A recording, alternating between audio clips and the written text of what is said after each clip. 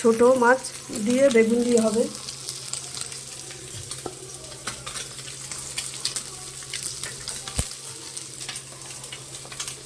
ছোট মাছ দিয়ে বেগুন দিয়ে আলু দিয়ে হবে মোরলা মাছ।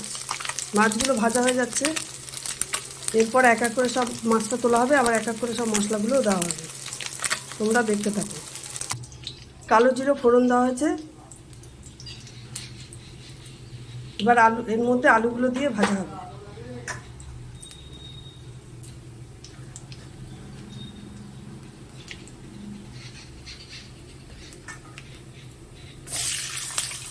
আস্তে আস্তে আলুগুলো দিয়ে ভাজা হবে।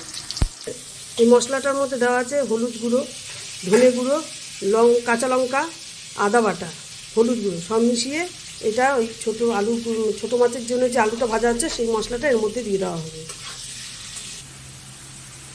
চুনো মাছের জন্য আলুটা ভাজা গেছে, এর মধ্যে পেঁয়াজটা দিয়ে দেওয়া হচ্ছে।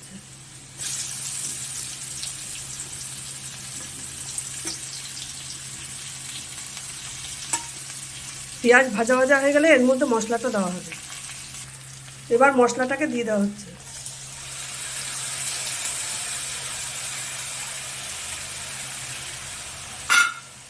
মশলাটা হয়ে গেলে তার মধ্যে মাছগুলোকে দিয়ে দেওয়া হবে। ঝোলটা ভালোভাবে ফুটে গেছে, এবার মাছগুলো দিয়ে দিবেন।